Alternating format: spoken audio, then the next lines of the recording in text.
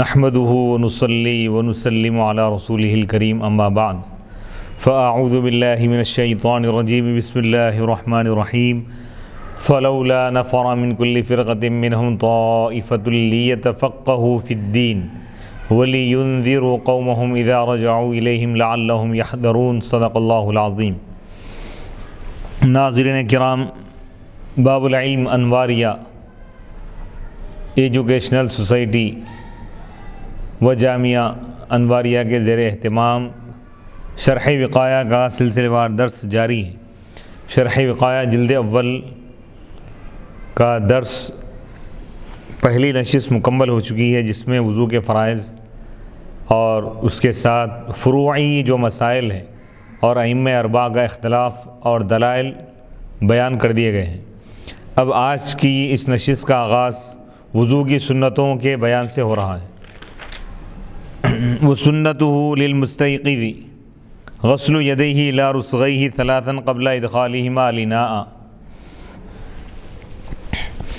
اس کی سنتیں یعنی وضو کی سنتیں بتا رہے ہیں للمستيقظ جاگنے والے کے لیے، نیند سے بیدار ہونے والے کے لیے، یعنی جو شخص نیند سے بیدار ہو، نیند سے اگر اٹھے اور اس کے بعد وضو بنانا چاہے تو اس کے لیے سنت یہ ہے پہلے کہ اپنے دونوں ہاتھوں کو دھوئے پہنچوں تک، ثلاثاً 3 مرتبہ، قبل ادخالہما الاناء ہاتھوں کو برتن میں داخل کرنے سے پہلے، یعنی وضو کے لوٹے میں یا جگ میں یا بکیٹ میں داخل کرنے سے پہلے۔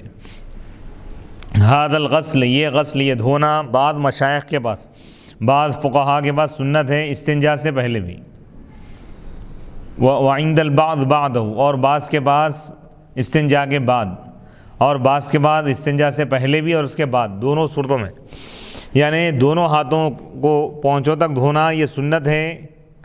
اب اس میں اختلاف ہے کہ کب سنت ہے۔ بعض فقہاء یہ کہتے ہیں کہ استنجا سے پہلے، یعنی ضرورت سے فارغ ہونے سے پہلے اپنے دونوں ہاتھوں کو پونچھوں تک دھو لے، اور بعض فقہاء کہتے ہیں کہ نہیں، ضرورت سے فارغ ہونے کے بعد اپنے دونوں ہاتھوں کو پونچھوں تک دھو لے، اور بعض فقہاء کہتے ہیں کہ ضرورت سے فارغ ہونے سے پہلے بھی اور اس کے بعد بھی اپنے دونوں ہاتھوں کو پونچھوں تک دھو لے۔ یہ قول ذرا معتبر دکھ رہا ہے۔ وکیفیت الغسل اور دھونے کی کیفیت یہ ہے کہ انہ اذا کان الاناء صغیرا، کہ اگر برتن چھوٹی اگر ہو، بحیث اس طور پر کہ اس کو اٹھانا ممکن ہو، تو یرفعہ تو وہ اس کو اٹھائے گا اپنے بائیں ہاتھ سے اور اس کو انڈیلے گا علی کفہ الیمنی سیدھے ہاتھ پر، یعنی لوٹا یا جگ اس میں اگر پانی ہے تو وہ اس کو بائیں ہاتھ سے اٹھائے گا، سیدھے ہاتھ پر ڈالے گا پانی اور سیدھے ہاتھ کو 3 مرتبہ دھوئے گا، پھر سیدھے ہاتھ سے لوٹے کو پکڑے گا یا برتن کو پکڑے گا، بائیں ہاتھ پر انڈیلے گا، بائیں ہاتھ کو دھوئے گا 3 مرتبہ، جیسا کہ ہم نے ذکر کیا۔ وَإِن كَانَ كَبِيرًا اور اگر برتن بڑا ہے، یعنی جگ وغیرہ نہیں ہے، چھوٹا لوٹا وغیرہ نہیں ہے، بڑی بکیٹ ہے یا کچھ ایسا بڑا ٹب ہے کہ اس کو اٹھانا ممکن نہیں ہے، فَإِن كَانَ مَعَهُ إِنَاءٌ صَغِيرٌ تو اب 2 صورتیں، یا تو اس کے ساتھ چھوٹی برتن ہوں گی یا نہیں، چھوٹا جگ وغیرہ آج کے دور کے اعتبار سے اگر کوئی چھوٹی برتن اس کے ساتھ ہے جس کے ذریعے وہ پانی کو اٹھا سکتا ہے، وَيَغْسِلُهُمَا دونوں کو دھوئے گا، تو وہ اس سے پانی لے گا، پانی کو اٹھائے گا اور دونوں ہاتھوں کو دھوئے گا پونچھوں تک، جیسا کہ ہم نے ذکر کیا۔ وَإِن لَمْ يَكُنْ اور اگر چھوٹا برتن نہ ہو، چھوٹی برتن نہ ہو، چھوٹا جگ یا گلاس وغیرہ نہیں ہے، مگ بھی نہیں ہے، تو کیا کریں گا، اپنے بائیں ہاتھ کی انگلیوں کو داخل کرے گا ملا کر، یعنی بند کر کے، ایسا بائیں ہاتھ کی انگلیوں کو داخل کرے گا برتن میں اور اپنے ہتھیلی کو داخل نہیں کرے گا۔ انداز دیکھیے، اب اگر کسی بکیٹ میں پانی ہے، بکیٹ میں اگر پانی ہے، لوٹا وغیرہ نہیں ہے اور وہ ضرورت سے فارغ ہو گیا ہے یا نیند سے اٹھا ہوا ہے، تو بایاں ہاتھ پورا داخل نہیں کریں گا، بائیں ہاتھ کی انگلیوں کو ملا کے خالی انگلیوں سے پانی لیں گا، ہتھیلی نہیں ڈالیں گا، ہتھیلی داخل نہیں کریں گا پانی میں، اور پانی اڈیلے گا اپنے سیدھے ہاتھ پہ، سیدھے ہاتھ کو دھولیں گا پہلے۔ وَيَدْلُقُ الْأَصَابِعَ اور انگلیوں کو، بعض انگلیوں کو بعض سے لگڑے گا، ایسا انگلیوں کو اچھی طرح لگڑے گا، اس طرح وہ 3 مرتبہ کرے گا۔ ثُمَّ يُدْخِلُ يُمْنَهُ پھر وہ اپنے سیدھے ہاتھ کو داخل کرے گا برتن میں، بالغاً ما بلغا جہاں تک پہنچ سکتے ہیں، کیونکہ سیدھا ہاتھ دھو لیا نا۔ وَالنَّهْيُ فِي قَوْلِهِ علیہ السلام اور نبی پاک علیہ السلام کے قول میں جو نہیں ہے، منع کرے، فَلَا يَغْمِسَنَّ يَدَهُ فِي الْإِنَاءِ یعنی اذا استيقظ احدكم من نومه یا من منامه یعنی تم میں سے جب کوئی شخص نیند سے اٹھے تو فلا یغمسن یدہ اپنا ہاتھ برتن میں داخل نہ کرے۔ تو اس سے کیا مراد ہے؟ یہ محمول ہے اس صورت پر جب کہ برتن چھوٹا ہو یا بڑا ہو اور اس کے ساتھ چھوٹا برتن، یعنی چھوٹا جگ ہے یا مگ ہے تو ڈائریکٹ بکیٹ میں ہاتھ داخل نہ کرے، یہ بولنا چاہ رہے ہیں۔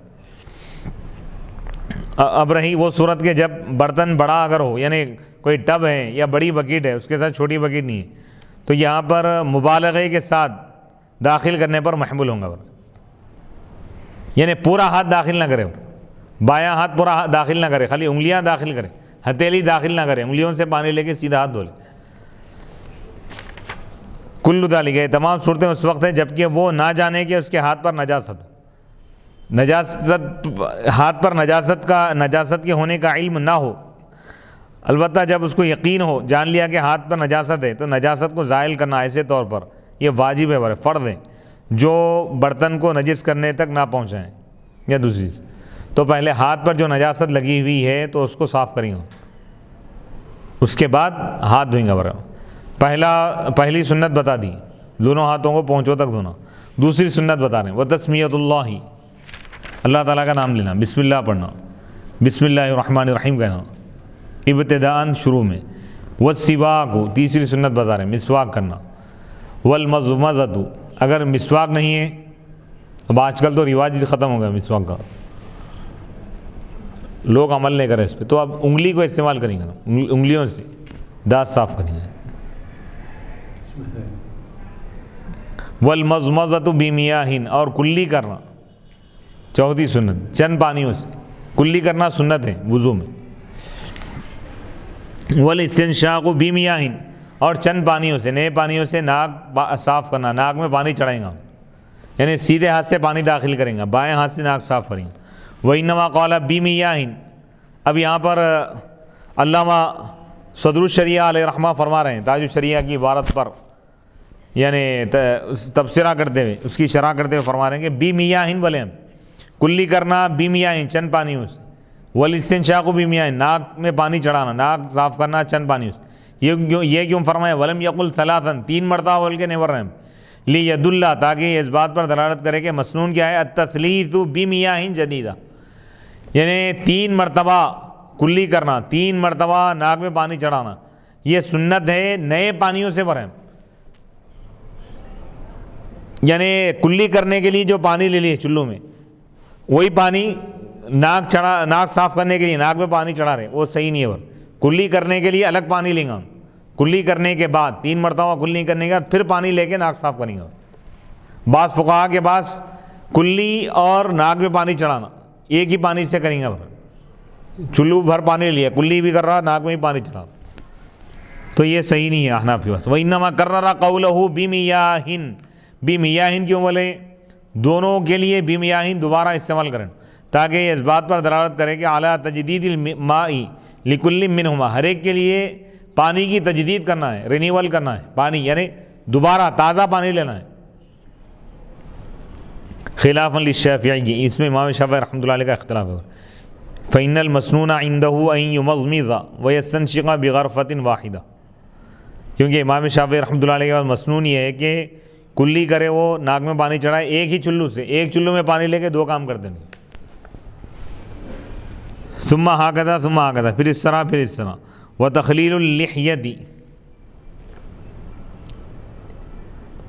یہ چھٹویں سنت ہے۔ وتخلیل اللحیہ، داڑھی میں خلال کرنا، خلال کا مطلب انگلیوں کو داخل کرنا داڑھی کے اندر۔ والاصابع، اور انگلیوں میں خلال کرنا، ہاتھ کی انگلیاں ہو یا پیر کی۔ وتثلیث الغسل، تین مرتبہ دھونا تمام اعضاء وضو، ایک مرتبہ دھونا فرض ہے، تین مرتبہ دھونا یہ سنت ہے۔ ومسح کل الرأس مرۃ، اور پورے سر کا مسح کرنا ایک مرتبہ، مسح ایک مرتبہ کریں گا، تین مرتبہ نہیں، پورے سر کا مسح کرنا یہ سنت ہے، اور پاؤں سر کا مسح کرنا فرض ہے۔ خلافاً للشافعی، امام شافعی رحمۃ اللہ علیہ کا اس میں اختلاف ہے۔ فإن عنده، کیونکہ ان کے پاس تثلیث المسح سنہ، مسح میں بھی تثلیث ہے ان کے پاس، یعنی تین مرتبہ مسح کرنا سنت ہے ان کے پاس۔ وقد اورد الترمذی فی جامعہ ان علی، حدیث بھی لا رہے ہیں، دیکھیے فقہ میں قرآن کی آیت بھی لا رہے ہیں اور حدیث بھی، تو یہ اشارہ ہے اس بات کی طرف کہ فقہ کوئی نئی چیز نہیں ہے قرآن اور حدیث سے ہٹ کر، قرآن اور حدیث کے نچوڑ کا نام فقہ ہے، قرآن اور حدیث کے خلاصے کا نام فقہ ہے، قرآن و حدیث سے استنباط اور استخراج اور اس سے دلائل کی روشنی میں مسائل کو بیان کرنا، اس کے ظاہر اور اس کے نص، عبارت النص، قرآن کی آیت کی عبارت سے، اشارے سے، دلالت سے، اقتضاء سے مسائل کو نکالنا، اس کا نام فقہ ہے۔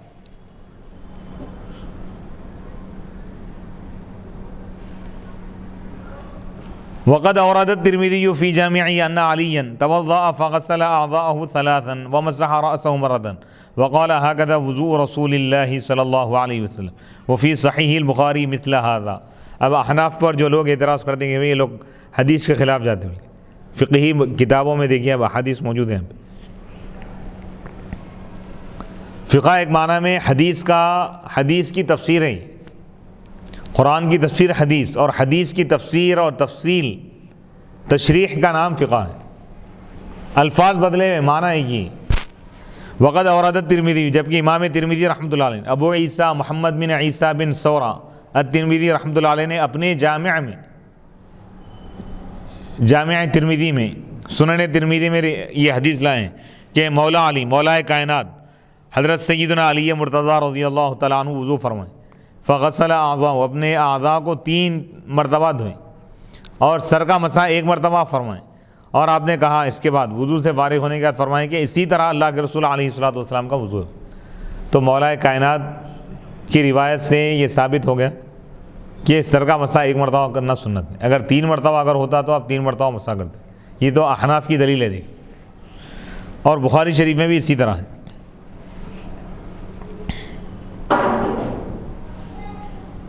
وَالْأُذُنَيْنِ بِمَائِهِ، اور دونوں کانوں کا مسح کرنا، یہ بھی سنت ہے۔ اس کے پانی سے، کس کے پانی سے؟ بِمَاءِ الرَّأْسِ، سر کے مسح کے پانی سے، سر کا مسح جس پانی سے کی اسی پانی سے کانوں کا مسح بھی کریں گے، اس کے لیے الگ پانی نہیں لیں۔ خلافاً لہو، امام شافعی رحمۃ اللہ علیہ کا اس میں بھی اختلاف ہے۔ فَإِنَّ تَجْدِيدَ الْمَاءِ لِمَسْحِ الْأُذُنَيْنِ سُنَّةٌ عِندَهُ، کیونکہ امام شافعی رحمۃ اللہ علیہ کے پاس کانوں کے مسح کے لیے نیا پانی لینا یہ سنت ہے۔ والنیت، نیت بھی سنت ہے احناف کے پاس۔ وترتیب نص علیہ، وہ ترتیب جس پر نص آئی ہے، جو قرآن کی آیت میں بیان کی گئی، یہ کیا ہے؟ یہ سنت ہے۔ نیت کرنا یعنی پاکی حاصل کرنے کے لیے میں وضو کر رہا ہوں۔ عربی الفاظ بولنا ضروری نہیں ہے بھائی، عربی میں کرنا چاہ رہے ہیں نویت ان اتوضأ لرفع الحدث، میں حدث کو دور کرنے کے لیے وضو کی نیت کیا یا کرتا ہوں، زبان سے ادا کریں یا نہ کریں، دل کے ارادے کا نام نیت۔ نیت کرنا سنت ہے، فرض نہیں ہے احناف کا۔ اور ترتیب، قرآن میں جو ترتیب بیان کی گئی، پہلے چہرہ دھونا، اس کے بعد ہاتھوں کو دھونا، پھر سر کا مسح کرنا، پھر پیروں کو دھونا، پھر احادیث میں جو ترتیب بتائی گئی، کلی کرنا، پہلے دونوں ہاتھوں کو پہنچوں تک دھونا، کلی کرنا، ناک میں پانی چڑھانا، چہرہ دھونا، دونوں ہاتھوں کو دھونا، پھر سر کا مسح کرنا، پھر پیروں کو دھونا۔ یہ ترتیب کیا ہے؟ یہ سنت ہے ہمارے پاس، فرض نہیں ہے۔ اگر کوئی پہلے پیروں کو دھویا، اس کے بعد سر کا مسح کیا، پھر چہرے کو دھویا، پھر ہاتھوں کو دھویا، پھر کلی آخر میں کرا، ناک آخری میں ناک صاف کیا، تو وضو تو ہو گیا اس کا، لیکن خلاف سنت ہے۔ سنت کو چھوڑنے کی وجہ سے وہ کثرت ثواب سے محروم ہوگا، لیکن وضو تو ہو جائے گا۔ لیکن بعد ائمہ کے پاس نیت بھی فرض ہے، نیت نہیں کرا تو وضو ہی نہیں ہوتا ان کے پاس، جیسا کہ امام شافعی، اور ترتیب بھی فرض ہے ان کے پاس۔ اور بعد ائمہ کے پاس موالات، پے در پے دھونا، یہ بھی فرض ہے، موالات بھی سنت ہے ہمارے پاس۔ من نیت، پے در پے مطلب وقفہ لیے بغیر، ہاں، ایک وضو کے خشک ہونے سے پہلے، سوکھنے سے پہلے، ڈرائی ہونے سے پہلے دوسرا دھو لینا، چہرہ دھوئے، اس کے بعد 5 منٹ رکے، پورا سوکھ جا رہا ہو، اس کے بعد ہاتھ دھو رہے ہیں، ایسا نہیں، اس کے فوری بعد دھونا، یہ سنت ہے۔ اور بعض فقہا کے پاس بھی، احناف کے پاس ہو جاتا بھائی، بعض فقہا کے پاس نہیں ہوتا۔ بعد امام مالک کے پاس شرط ہے، یہ فرض ہے موالات۔ والنیت، نیت سنت ہے ہمارے پاس، اور ترتیب بھی سنت ہے۔ وہ ترتیب جو نص میں آئی ہے، ترتیب المذکوری فی نص القرآن، قرآن کی نص میں، آیت میں، عبارت میں جو ترتیب ذکر کی گئی ہے اس کے مطابق کرنا، یہ سنت ہے۔ وکلاہما فرضان عندہ، اور یہ 2 چیزیں فرض ہے امام شافعی رحمۃ اللہ علیہ کے پاس۔ اگر کوئی نیت نہیں کیا تو وضو ہی نہیں ہوتا ان کے پاس۔ احناف یہ بولتے ہیں کہ بھائی نیت عبادات مقصودہ میں شرط ہے، وضو مقصد نہیں ہے ہمارا، مقصد کیا ہے؟ نماز ہے۔ یہ وسیلہ ہے، یہ ذریعہ ہے مقصد تک پہنچنے کا. جیسے اب بھائی مثال کے طور پہ کپڑوں کا پاک ہونا یہ بھی شرط ہے نا. کپڑے دھوتے وقت نیت کرتے ہیں اب کہ یہ کپڑے میں دھو رہا ہوں، پاک کر رہا ہوں نماز پڑھنے کے لیے، نہیں کرتے. گھر صاف کرتے وقت نیت کرتے ہیں، اب نہیں کرتے. تو اعمال غیر مقصودہ میں، عبادات غیر مقصودہ میں نیت شرط نہیں ہے. عبادت مقصودہ جیسا کہ نماز ہے، روزہ ہے، زکوٰۃ ہے، حج ہے، قربانی ہے، اس میں نیت فرض ہے. امن نیت ہو، اب رہی نیت فلی قولہ علیہ السلام. تو اس میں نیت کن کے پاس فرض ہے؟ امام شافعی رحمۃ اللہ علیہ احناف کے پاس فرض نہیں ہے. کوئی ہاؤس میں ڈوب کے نکلا، وضو ہو گیا.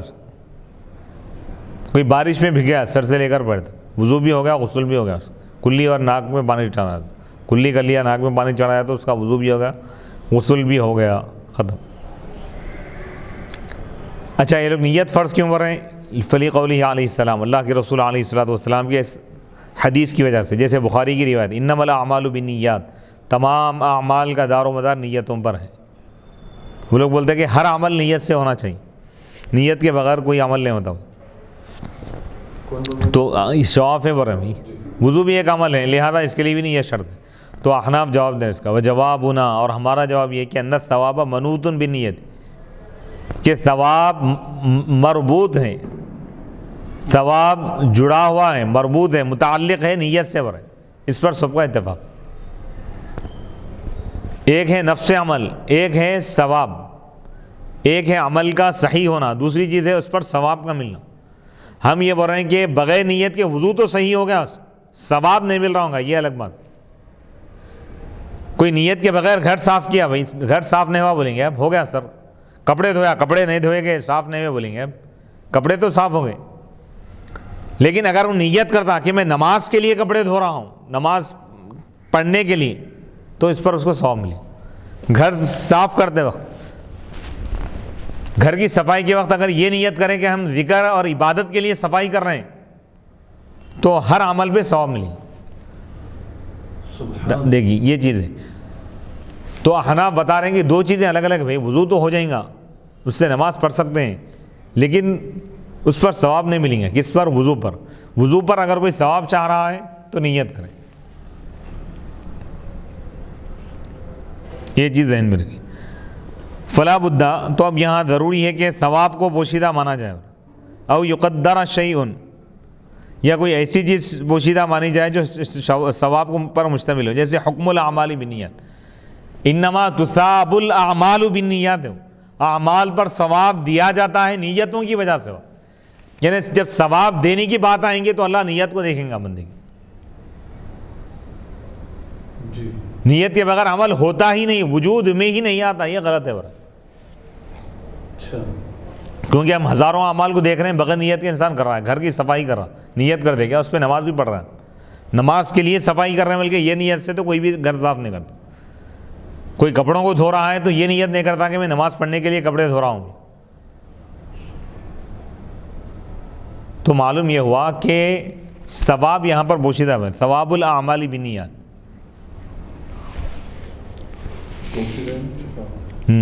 فَإِن قُدِّرَ الثواب، اگر یہاں ثواب کا لفظ پوشیدہ مانیں گے تو ظاہر ہے. وَإِن قُدِّرَ الحکم، اگر حکم کا لفظ پوشیدہ مانے، حکم الاعمال بالنیات، اعمال کا حکم نیت کی وجہ سے، تو پھر اس کی دو قسمیں ہوں گی، دنیاوی حکم، دینی حکم. دنیاوی حکم کیا ہے بھائی؟ صحت، وہ عمل صحیح ہوں گا یا نہیں. کوئی عمل صحیح نہیں ہوں گا نیت کے بغیر تو یہ صحیح نہیں ہے برے. اخروی کیا ہے بھائی؟ ثواب ہے. اور یہاں اخروی مراد ہے برے. اخروی حکم، اعمال کا جو اخروی حکم ہے ثواب، وہ نیتوں کی وجہ سے. دنیاوی جو حکم ہے عمل تو صحیح ہو جائیں گا بغیر نیت کے. صحیح کا مطلب وجود میں آ رہا نہیں آ رہا. اس کا مطلب یہ ہے کہ بھئی کسی کے کپڑے کو گندگی لگی ہوئی، اب ان دھو رہا ہے، نیت نہیں کرا، خالی دھو لیا، سمجھو 3 مرتبہ دھویا، صاف ہو گیا کپڑا. تو آپ بولیں گے کیا وہ کپڑا پاک نہیں ہوا؟ کپڑا تو پاک ہو گیا لیکن اس کو ثواب نہیں ملیں گا، یہ بولیں گے بس ختم. یہ چیز ذہن میں رکھیے. فَإِذَا قِيلَ، بس جب کہا جائے حکم الاعمال بالنیات اور اس سے ثواب مراد ہو تو کلام صحیح ہے. فَلَا دَلَالَةَ لَهُ عَلَى الصِّحَّةِ، تو وہ عمل کی درستگی پر دلالت نہیں کرے گا۔ فَإِنْ قِيلَ اگر یہ کہا جائے کہ مثل هذا الکلام، اس جیسا کلام آتا ہے تمام عبادتوں میں، فلا دلالت له علی اشتراط النیہ، تو اس کی دلالت نہیں ہے نیت کے شرط ہونے پر عبادت میں، تو یہ باطل ہے۔ اب یہ ایک اعتراض یہ ہوتا ہے کہ بھائی تمام عمل میں یہ بولیں گے نماز بھی ہو جائیں گی، بھائی صحیح تو ہو جائیں گی لیکن ثواب نہیں ملے گا، یہ بولتے ہیں کہ آپ نماز ثواب ملنا تو بہت دور کی بات، صحیح بھی نہیں ہوں گی، دوبارہ پڑھنا پڑے گا بغیر نیت کے اگر پڑھا تو نماز۔ فرق بتا رہے ہیں یہاں پہ بھائی، یہاں پہ اعتراض یہ کر رہے ہیں جیسا آپ بولیں کوئی بغیر نیت کے وضو کر لیا، وضو ہو گیا نا اس کا، اس سے نماز پڑھ رہا، نماز بھی ہو جائے لیکن نیت نہیں کرا ہوں نماز میں، خالی ایسی نماز پڑھ لیا تو نماز ہوتی ہے اس کی؟ نہیں ہوتی، نیت شرط ہے نا اس میں۔ اس میں یہ نہیں بول سکتے جیسا وضو میں بولے کہ کوئی بغیر نیت کے وضو کر لیا، وضو تو ہو جا رہا اس کا لیکن ثواب نہیں مل رہا، تو کوئی بغیر نیت کی نماز پڑھ لیا، نماز تو ہو جا رہی لیکن ثواب نہیں ملیں گا، یہ بولیں گے کہ آپ نماز تو ہوتی ہی نہیں وہاں پہ، یہاں وضو ہو جا رہا تھا بغیر نیت کی لیکن بغیر نیت کے نماز ادا ہی نہیں ہوتی۔ کوئی اگر یہ اعتراض کرا تو کیا جواب ہے؟ ورنہ یہ باطل ہے کیونکہ نیت کی شرط لگانے میں جو دلیل کیا ہے بھائی، عبادتوں میں نیت شرط ہے، اس کی دلیل کیا ہے؟ یہ حدیث ہے، قلنا تو ہم کہیں گے نقدر الثواب، ہم ثواب کو پوشیدہ مانیں گے، لیکن عبادات مقصودہ میں، عبادت محضہ میں مقصود کیا ہے؟ ثواب ہے میں، جب وہ مقصود سے خالی ہے تو درست ہی نہیں ہوں گے۔ لِأَنَّهَا لَمْ تُشْرَعَ، کیونکہ عبادت مشروع قرار نہیں دی گئی، شریعت میں اس کو مشروع قرار نہیں دیا گیا مگر عبادت ہونے کے طور پر ہی، برخلاف وضو کے، کیونکہ وہ عبادت مقصودہ نہیں، بل شرع شرطا لجواز الصلاۃ، بلکہ اس کو مشروع قرار دیا گیا ہے نماز کے جائز ہونے کے لیے شرط کے طور پر، بس جب ثواب سے خالی ہو تو اس کی عبادت ہونے کی نفی ہوں گی، لیکن اس سے اس کے درستگی کی نفی لازم نہیں آئیں گی، کیونکہ اس پر یہ بات صادق نہیں آتی کہ اس کو مشروع نہیں قرار دیا گیا مگر عبادت کے طور پر، تو اس کی صحت باقی رہے گی، اس معنی میں کہ وہ نماز کی گنجی ہے۔ کما فی سائر الشرائط، جیسا کہ دیگر شرائط میں، جیسا کہ کپڑوں کو پاک کرنا ہے، والمکانی جگہ کو پاک کرنا ہے، وستر العورہ عورت کو چھپانا یعنی صدر کو ڈھانکنا ہے، کیونکہ اس میں نیت شرط نہیں ہے۔ کپڑے پہنتے وقت نیت کرتے کہ آپ میں نماز کے لیے کپڑے پہن رہا ہوں، بول کے باہر جانے کے لیے، شادی میں جانے کے لیے بھی پہنے، اس پہ نماز پڑھے تو ہوتی نہیں ہوتی نماز، یہ شرائط میں سے ہے نا یہ، لیکن نیت نہیں بھی کرے تو وہ چیز ہو جا رہی ہے۔ کیوں؟ کیونکہ یہ عبادت نہیں ہے، یہ مقصد نہیں ہے، مقصد کیا ہے؟ نماز ہے، تو جو عبادت مقصودہ ہے وہ عبادت کے طور پر ہی مقرر کی گئی، تو بغیر نیت کے اس کا وجود ہی نہیں ہے، درست نہیں ہوں گی، نیت شرط ہے۔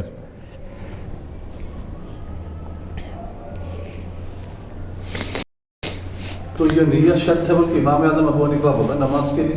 نماز کے لیے تو حنفی اسپوروں کے پاس شرط ہے بھائی، وضو میں شرط ہے یا نہیں ہے؟ اچھا وضو بذات خود مقصود نہیں ہے نا بھائی، وضو بنانا مقصود ہے کیا؟ آپ چہرہ دھونا، ہاتھ دھونا، پیر دھونا، یہ مقصد ہے کیا؟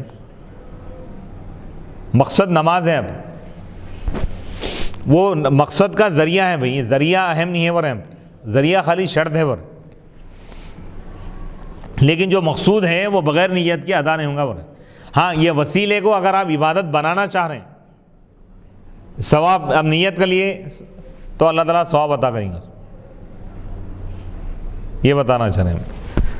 وہ امت ترتیب، اب رہی ترتیب،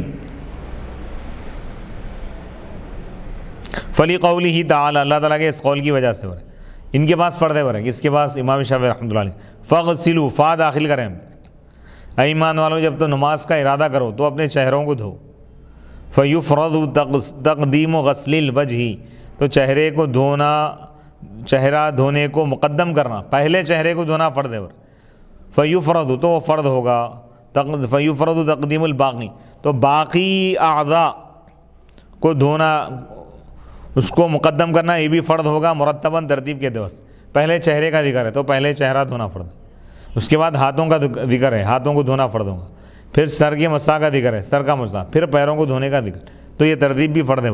لِأَنَّ تقدیم غسل الوجہ مع عدم ترتیب فی الباقی خلاف الاجماع، کیونکہ چہرے کو دھونا، چہرہ دھونے کو مقدم کرنا باقی اعضاء میں ترتیب کے بغیر، باقی اعضاء میں ترتیب نہیں رکھ رہے ہیں تو یہ اجماع کے خلاف ہے۔ قلنا ہم اس کا جواب دے رہے ہیں، احناف جواب دے رہے ہیں کہ المذکور بعدہ حرف الواء، کہ اس کے بعد والی آیت میں، اس کے بعد والا جو جملہ ہے اس میں واو ذکر کیا گیا۔ فاغسلوا وجوہکم وایدیکم الی المرافق، فاغسلوا وجوہکم، تم اپنے چہروں کو دھو، وایدیکم، اور اپنے ہاتھوں کو دھو، اس کے بعد واو استعمال ہو رہا، تو واو مطلق جمع کے لیے آتا، ترتیب نہیں رہتی ہم، یعنی ان اعضاء کو دھو، چاہے پہلے چہرے کو دھو یا پہلے پیروں کو دھو۔ فاغسلوا ھذا المجموع، اس مجموعے کو دھو لو بھی۔ فلا دلالت له علی تقدیم غسل الوجہ، تو اس کے لیے کوئی دلالت نہیں ہے چہرہ دھونے کی تقدیم کو، یعنی پہلے چہرہ دھونا ہے، اس پر دلالت نہیں کر رہی۔ وَإِن سُلِّمَ، اگر مان بھی لیا جائے کہ یہ ترتیب ہے، تو فَمَتَى اسْتَدَلَّ الْمُجْتَهِدُ بِهَذِهِ الْآيَةِ، بس جب مجتہد اس آیت سے استدلال کرے گا تو اجماع منعقد نہیں ہوگا، تو اس کا یعنی مجتہد کا اس آیت سے استدلال کرنا، باقی کی ترتیب پر یہ استدلال بلا دلیل ہے۔ وَتَمَسُّكٌ بِمُجَرَّدِ زَعْمِهِ، صرف اس کے گمان کو یہ تھام لینا ہے، خالی ان کا دعویٰ ہے، لا بالاجماع، اجماع نہیں ہوا ہو رہا ہے۔ وقد رأيت في كتبهم شارح وقایا، علامہ عبید اللہ بن مسعود بن تاج الشریعہ فرما رہے ہیں کہ میں نے ان کی کتابوں میں دیکھا ہے، کتب شافعیہ کا بھی مطالعہ کریں آپ، الاستدلال، استدلال کرتے ہوئے، یعنی دلیل وہ لوگ حاصل کیے بقولی علیہ السلام، آپ علیہ السلام کے اس قول سے، ھذا وضوء، حضور فرمائے کہ ایک ایسا وضو ہے، لا يقبل اللہ تعالیٰ الصلاۃ الا بہ، کہ اللہ تعالیٰ نماز کو قبول نہیں کرتا مگر اسی کے ذریعے۔ حضور وضو فرمائے، وضو کر کے بتائیں، پھر فرمائیں کہ اس وضو کے بغیر اللہ تعالیٰ کوئی نماز کو قبول نہیں کرتا۔ وقد کان ھذا الوضوء مرتبا، جبکہ یہ وضو مرتب تھا، ہو رہا ہے ترتیب سے کرے حضور تو ترتیب فرض ہوں گی۔ وقد صنع لی جواب حسن، پھر حضرت فرما رہے کہ میرے لیے ایک اچھا جواب ظاہر ہو، ایک اچھا جواب سمجھ میں آیا میرے کو، حضرت اس کا جواب دے رہے ہیں، اور وہ یہ ہے کہ انہ توضأ مرتن مرتن، وہ جواب یہ ہے کہ حضور پاک علیہ السلام ایک ایک مرتبہ اعضائے وضو کو دھوئے، اور فرمائیں کہ یہ ایسا وضو ہے کہ اللہ تعالیٰ اس کے بغیر نماز کو قبول نہیں فرماتا۔ فہذا القول، بس یہ قول لوٹے گا ایک مرتبہ کی طرف، بس ایک ہی مرتبہ کی طرف، نہ کہ دوسری چیزوں کی طرف، یعنی ایک مرتبہ دھونا یہ فرض ہے، یہ بتا رہے ہیں، ترتیب فرض ہے، بلکہ یہ کہاں سے معلوم ہو رہا، یہ بتانا چاہ رہے ہیں۔ لأن ھذا الوضوء، کیونکہ یہ وضو خالی نہیں ہے کہ یا تو اس کی ابتدا ہوں گی سیدھے ہاتھ سے یا تو بائیں جانب، اور یا یہ بھی ہو سکتا ہے کہ یہ علی سبیل الموالات ہو، پیدر پہ ہو یا پیدر پہ نہ ہو، تو حضور علیہ السلام کا یہ فرمان ھذا وضوء، اس کے آخر تک اگر اس سے یہ وضو مراد لیا جائے تمام اوصاف کے ساتھ، تو موالات کی فرضیت بھی لازم آئے گی یا اس کی ضد، موالات یا تو فرض ہوں گا یا تو فرض نہیں ہوں گا، یا عدم موالات فرض ہوں گا، پیدر پہ دھونا فرض ہوں گا یا پیدر پہ نہ دھونا فرض ہوں گا، یا تیامن دائیں جانب سے شروع کرنا فرض ہوگا یا تو بائیں جانب سے۔ وَإِلَّمْ يُرَدْ، اور اگر تمام اوصاف کے ساتھ مراد نہ لیا جائے تو یہ ترتیب کی فرضیت پر بھی دلالت نہیں کرے گا۔ وَالْوِلَاءُ، اور پیدر پہ دھونا یہ بھی سنت ہے۔ اے غسل الاعضاء، یعنی اعضاء کو دھونا، وضو کے اعضاء کو دھونا، علی سبیل تعاقب، ایک کے بعد دوسرے اعضاء کو، بحیث، اس طور پر کہ لا یجف العضو الاول، پہلا عضو خشک نہ ہو، سوکھ نہ جائیں۔ وعند مالک، اور امام مالک رحمۃ اللہ علیہ کے پاس کیا ہے، ہوا فرض، موالات یعنی پیدر پہ دھونا فرض ہے۔ والدلیل علی کون الامور المذکورۃ سنتا، اور مذکورہ امور کے سنت ہونے پر دلیل کیا ہے، سنت مواظبۃ النبی علیہ السلام، نبی پاک علیہ السلام کا پابندی کرنا، من غیر دلیل، بغیر کسی دلیل کے، علی فرضیتہ، اس کی فرضیت پر۔ احناف کا سنت کیا ہے بھئی، سنت کیوں ہے، دلیل کیا ہے، حضور پابندی فرمائیں، اور اس کی فرضیت پر کوئی دلیل نہیں آئی، اس لیے یہ سنت ہے۔ فرائض کا بیان ہو گیا وضو کیا، اور سنتوں کا بیان ہو گیا، یہاں سے مستحبات کو بیان کریں۔ وہ مستحب ہو، اور وضو کا مستحب التیامن، دائیں جانب سے شروع کرنا، ای الابتداء بالیمین، یعنی رائٹ سے شروع کرنا، پہلے سیدھا ہاتھ دھونا، سیدھا پیر دھونا، یہ ہے تیامن، ای الابتداء بالیمین، یعنی سیدھے ہاتھ سے سیدھے جانب سے شروع کرنا، فی غسل الاعضاء، اعضاء کو دھونے میں۔ فإن قلت، اور اگر تم یہ اعتراض کرو گے، لا شک، اس میں کوئی شک نہیں ہے کہ نبی پاک علیہ السلام پابندی فرمائے، واظب علی التیامن، دائیں جانب سے شروع کرنے پر، فی غسل الاعضاء، اعضاء کو دھونے میں، ولم یروی واحد، اور کوئی بھی یہ روایت نہیں کیا کہ حضور علیہ الصلوۃ والسلام شمال بائیں سے شروع فرمائے ہوں. تو مناسب ہے کہ یہ سنت ہونا چاہیے، مستحب کیوں ہو رہا ہے؟ مستحب اور سنت میں کیا فرق ہے؟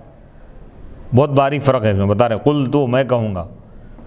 علامہ صدر الشریعہ فرما رہے ہیں کہ السنت ما واظب النبی علیہ السلام مع الترک احیانا، سنت وہ ہے جس پہ نبی اکرم علیہ الصلوۃ والسلام نے پابندی فرمائی ہو. مع الترک احیانا، کبھی کبھی چھوڑ کر بھی. پابندی تو فرمائے لیکن کبھی چھوڑے بھی ہو تو وہ سنت ہے.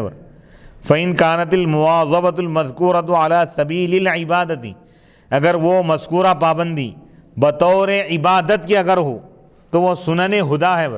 امت کے لیے وہ نمونہ ہے، اسوہ ہے، رہنمائی ہے، آئیڈیل ہے. وَإِن كَانَتْ عَلَى سَبِيلِ الْعَادَةِ، اور اگر وہ بطور عادت کے ہو، نیچر کے ہو، عادت تھی حضور کی اگر وہ، تو فَسُنَنُ الزَّوَائِدِ، تو وہ سنن زوائد ہیں.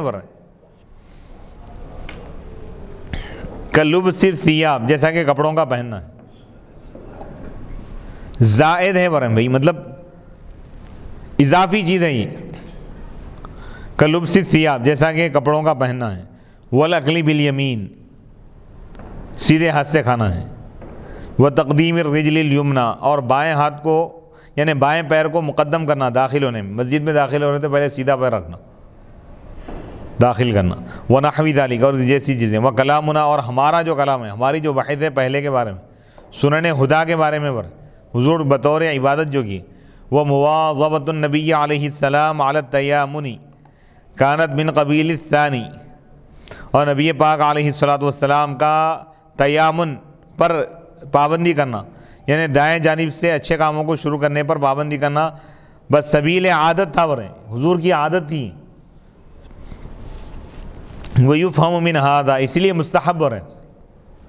وَيُفْهَمُ مِنْ هَذَا، اور اس سے بات سمجھ میں آ رہی. من تعلیل صاحب الہدایہ، صاحب ہدایہ کا علت بیان کرنا. بقولہ علیہ السلام، یعنی تیامن دائیں جانب سے شروع کرنے کے مستحب ہونے کی علت کیا بیان کریں حضور علیہ الصلوۃ والسلام کے اس قول سے.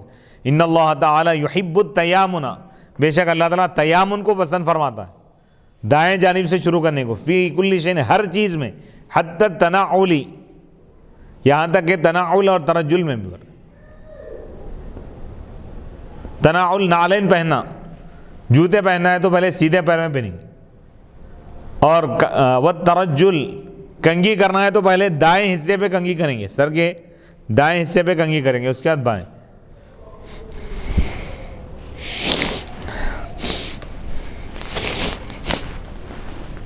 یعنی وہ کام جس کو حضور بطور عادت کریں وہ مستحبات میں شمار ہے. سنن زوائد بطور عبادت کے جن چیزوں کو کیا وہ سنتیں ہیں اور سنن ہدا ہے. وہ یعنی شریعت کا مقصد ہے، وہ اس کی اتباع کرنا ضروری ہے. واجب میں آئیں گے، فرائض میں واجب میں آئیں گا، فرض میں آئیں گا، سنت میں ہی آئیں گا. وہ ضروری سنتوں میں آئیں گا. البتہ یہ جو ہے بطور عادت جو کرے آپ سنن زوائد، وہ مستحبات میں شمار ہے. وہ مسح الرقبہ، اور گردن کا مسح کرنا، یہ بھی مستحب ہے. لأن نبی علیہ السلام، کیونکہ نبی پاک علیہ الصلوۃ والسلام گردن کا مسح فرمائیں. مسح علیہا. اب یہاں تک وضو کے فرائض، سنن اور مستحبات کا بیان مکمل ہو گیا. یہاں سے نواقض وضو، وضو کو توڑنے والی چیزیں، یعنی وہ چیزیں جس کی وجہ سے وضو ٹوٹ جاتا ہے، اس کو بیان فرما رہے ہیں. وَنَاقِضُهُ مَا خَرَجَ مِنَ السَّبِيلَيْنِ، اور وضو کو توڑنے والی چیزیں، اس کو توڑنے والی وہ چیزیں ہیں، وہ چیز جو سبیلین سے نکلے. سواء کان معتادا، چاہے وہ معتاد ہو، عادی ہو، یا غیر معتاد. عادی جیسا کہ پیشاب وغیرہ ہے،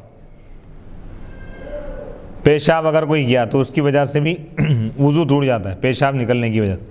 یا کوئی اگر موشن کیا تو اس کی وجہ سے بھی وضو ٹوٹ جاتا ہے. یا غیر معتاد، غیر عادی چیزیں، جیسے کہ کیڑا ہے، کیڑا اگر نکلا تو اس سے بھی وضو ٹوٹ جاتا ہے. کسی کے سبیلین سے اگر کیڑا نکلے، کوئی چیز نکلے تو اس سے بھی. والریح الخارجتی، سبیلین کا مطلب یہ ہے کہ بھئی شرم گاہ. والریح الخارجہ، اور وہ ہوا جو قبل سے خارج ہو، ہوا جو نکلتی ہے من القبل، قبل سے ہو، سامنے سے ہو، والذکر، قبل والذکر، اور ذکر سے ہو، فی، اس سے بھی وضو ٹوٹ جاتا ہے ریح کے خارج ہونے کی وجہ سے. وفیہ اختلاف المشائخ، اس میں مشائخین کا اختلاف ہے. مشائخین سے یہ فقہاء کرام مراد ہے. او من غیری، یا غیر سبیلین سے نکلے،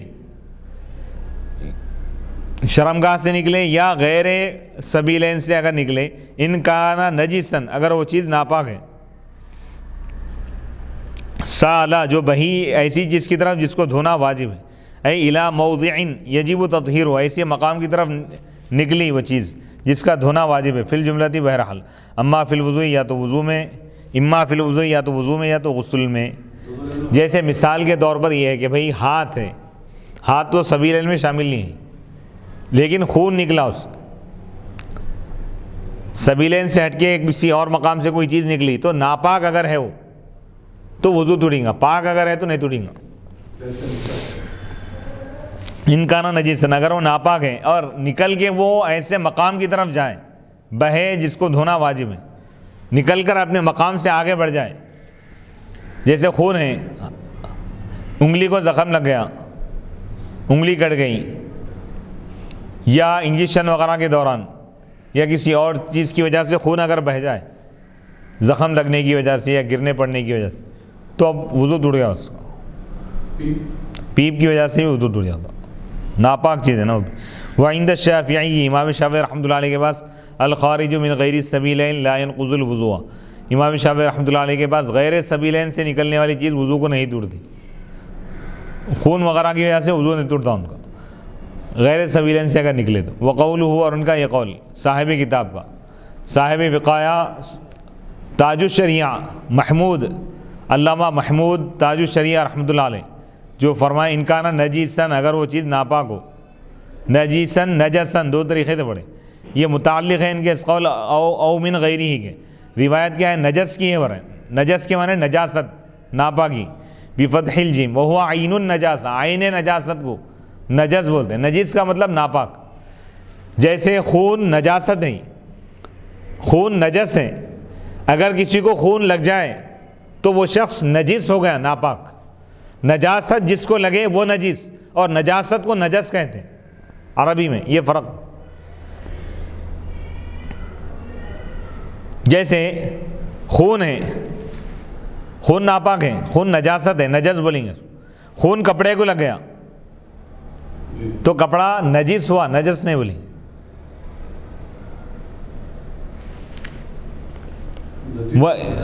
فرق ہے، بہت بڑا فرق ہے.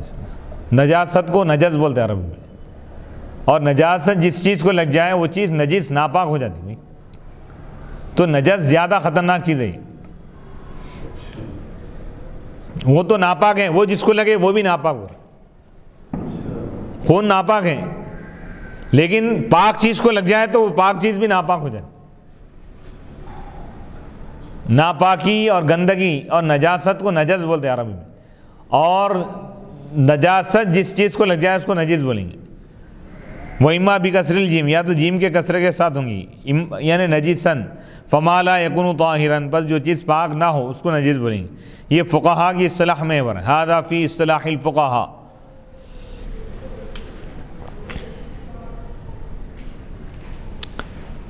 واما فی اللغت، اب رہا لغت میں، فیقال، تو کہا جاتا ہے نجس الشیء ینجس فہو نجس و نجیس. لغت میں کوئی فرق نہیں ہے. نجس ینجس، نجس ناپاک ہونا، ناپاک چیز کو نجس بھی بولتے ہیں، نجیس بھی بولتے ہیں. وانما قال سالا، سالا یسیل کیا ہے؟ بہنا، یعنی غیر سبیلین سے کوئی چیز اگر نکلے، اگر وہ ناپاک ہو، ناپاک بھی ہو اور بہے ہو. لأنہ اذا لم یتجاوز المخرج، کیونکہ اگر وہ مخرج سے آگے نہ بڑھے تو وہ وضو کو نہیں توڑے گی وہ چیز. عندنا احناف کے پاس وینقض، اور وہ توڑ دے گی امام ظفر کے پاس. وکذا اذا عصر القرحۃ، اسی طرح کا حکم ہے جب پھوڑا، کوئی زخم نچوڑا جائے، بس وہ آگے بڑھ گیا. وکانا بحال، اور وہ اس حال میں کہ اگر اس کو نچوڑا نہ جاتا تو وہ آگے نہیں بڑھتا تھا، تو بھی اب یہاں پر وضو ٹوٹ جائے گا. وکذا، اسی طرح اذا عض شیئا، جب وہ کسی چیز کو قطرے، او خلل اسنانہ، یا اپنے دانتوں میں خلال کرے، او ادخل اصبعه فی انفہ یا اپنے ناک میں انگلی داخل کرے، فرآ اثر الدم پس وہ خون کا نشان دے گا، او استنثر یا ناک صاف کیا، فخرج من انفہ الدم تو اس کی ناک سے خون نکلا، علقاً گھٹ، مثل العدسی دال کے دانہ یعنی دانے کی طرح، چنے کی دال کی یعنی دال کی طرح، لا ينقض تو وہ نہیں توڑے گا وضو کو، عندنا احناف کے پاس، خلافاً لزفر برخلاف امام ظفر رحمۃ اللہ علیہ ان کے پاس توڑ دے گا، ووجہہ اور ان کی وجہ یہ توجیہ یہ ہے، ان خروج النجاستی کہ نجاست کا نکلنا اثر کرتا ہے، فی زوال طہارتی طہارت کے زائل ہونے، کالسبیلین جیسا کہ سبیلین ہیں، ونحن نقول اور ہم کہتے ہیں کہ ہاں لیکن لاکن القلیل بادن لیکن تھوڑی سی جو نجاست ہے یہ ظاہر ہو رہی ہے، نکل رہی نہیں، نکلنا کس کو بولتے ہیں؟ نکل کر اپنے مقام سے آگے بڑھے، والنجاست المستقرۃ فی موضعها وہ نجاست جو اپنی جگہ میں ہے وہ وضو کو نہیں توڑتی، نجاست کسی جگہ میں ٹکی ہوئی ہے تو وہ وضو کو نہیں توڑیں گی، اپنے مقام پہ ٹکی ہوئی ہے، آگے بڑھ گئی تو وہ توڑیں گے، خروج پہ نجاست کا حکم لگیں گے بھائی ناپاکی کا، جیسے انسان کے جسم کے اندر خون ہے، کیا اب ناپاک ہو گیا انسان بے وضو بولیں گے؟ اب نہیں بولیں گے، اپنی جگہ سے آگے بڑھ جائے گا نجاست تو جب وضو توڑیں گا، خون نکلا لیکن اسی مقام پہ ٹکا ہوا ہے تو وضو نہیں توڑیں گا، اس مقام سے آگے بڑھنا ہو۔ قلت میں کہوں گا ھذا الدلیل غیر تام یہ دلیل مکمل نہیں ہے،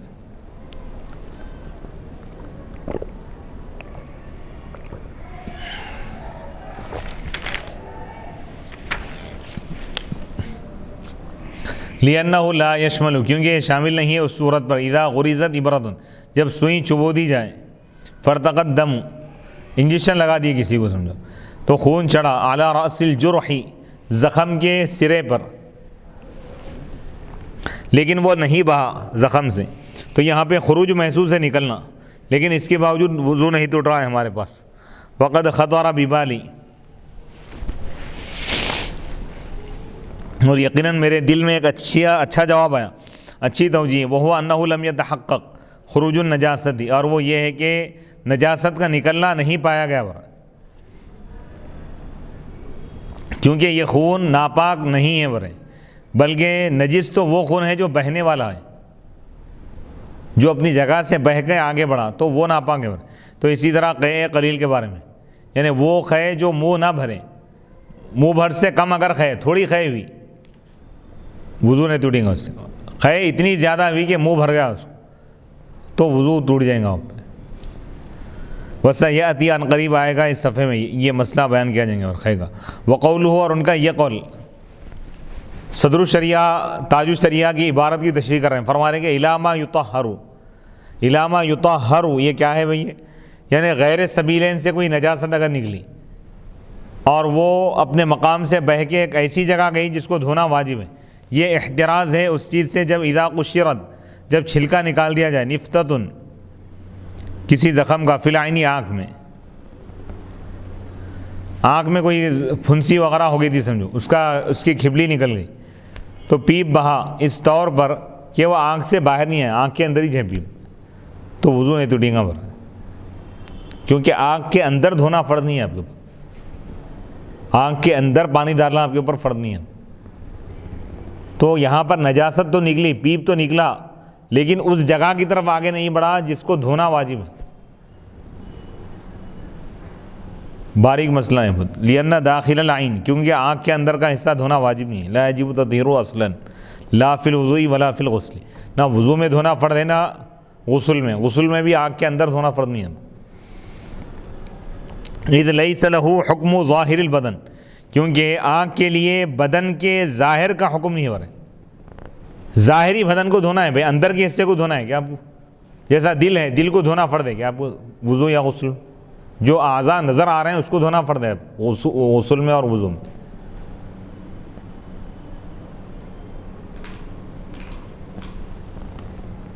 فالمعتبر والخروج تو اعتبار کس کا ہے یہاں پہ؟ یعنی اس چیز کی طرف نکلنا نجاست جو بدن کا ظاہر ہے، جس کو ظاہر بدن کا حکم دیا گیا۔ آنکھ تو ظاہر دکھ رہی لیکن شریعت نے اس کو ظاہر بدن کا حکم نہیں دیا، ظاہر بدن کو دھونا فرض ہے، آنکھ کو دھونا فرض نہیں ہے۔ آنکھ کے اندرونی حصے کو. اوپر دھونا فرض ہے آپ کو، یہ پلکوں کو وغیرہ دھونا فرض ہے، لیکن آنکھ کے اندر دھونا یہ فرض نہیں. مسئلہ یہ ہے کہ بھائی کوئی شخص وضو بنا کے بیٹھا ہوا ہے، اس کے آنکھ میں کوئی ایک پھنسی ہو گئی تھی، وہ پھوڑا وغیرہ پھٹ گیا سمجھو، پھنسی باریک پھنسی تھی اور پیپ نکلا لیکن باہر نہیں نکلا، آنکھ کے باہر نہیں آیا، آنکھ کے اندر ہی سے وہ، اس کا وضو نہیں ٹوٹا، نماز پڑھ سکتا ہوں اس حالت. وَعْلَمْ، اور تم یہ جان لو کہ اندہ قولو اِلَى مَا يُطَهَّرُ، جو بولے نا آپ، وہ نجاست نکلے اور بہے ایسی جگہ کی طرف جس کو دھونا فرض ہے، یجب و واجب ہے کہ اس کا تعلق ہو بقولہ ما خرجا، ما خرجا سے ہو، یعنی وہ نکلے ایسی چیز کی طرف، اس مقام کی طرف جس کو دھونا واجب ہے. سالہ سے اس کا تعلق نہیں ہو رہا ہے، بہنے سے اس کا تعلق نہیں ہو رہا ہے، کیونکہ جب وہ پچنا لگاتا ہے اور خون نکلتا ہے پچنے کے مقام سے بہت سارا خون نکلتا ہے، وہ سالہ اور بہتا ہے اس طور پر کہ لم یتلطخ رأس الجرح، زخم کا جو سرا ہے،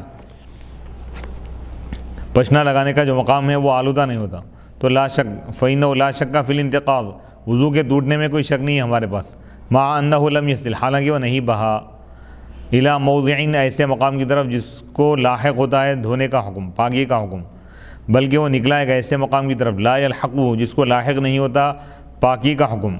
ثم سالہ یسیلو کیا نے بہنا، یہ عبارت فل عبارت الحسنۃ، اچھی عبارت تو یہ تھی کہ ایسا کہنا چاہیے تھا، ما خرج من السبیلین او من غیرہ الی ما یطہر، یعنی وضو کو توڑتی ہیں وہ چیزیں جو سبیلین سے نکلیں، او من غیرہ، یا غیر سبیلین سے نکلیں، اس چیز کی طرف جس کو دھویا جاتا ہے، دھونا واجب ہے. ان کا نا نجیسن، اگر وہ ناپاک ہو چیز، سالہ اور بہے. والقی، اور وضو کو توڑتی ہے کون سی چیز، اسقاط ہو رہا ہے، وناقضہ ما خرجا پہ ہو رہا ہے اسقاط، وناقضہ ما خرج من السبیلین، وضو کو توڑتی ہے وہ چیزیں جو سبیلین سے نکلے، اور قے بھی توڑتی ہے. فارادہ، تو مصنف نے چاہا کہ یفصل انواعہ، اس کے مختلف اقسام کی تفصیل بیان کرنا چاہیے، لأن الحکم مختلف فیہا، کیونکہ حکم اس میں مختلف ہے، مختلف فیہا، اس میں اختلاف کیا گیا ہے، حکم الگ الگ ہے، ہر قے وضو کو نہیں توڑتی، کون سی قے توڑتی کون سی نہیں توڑتی اس کو بیان کر رہا ہے.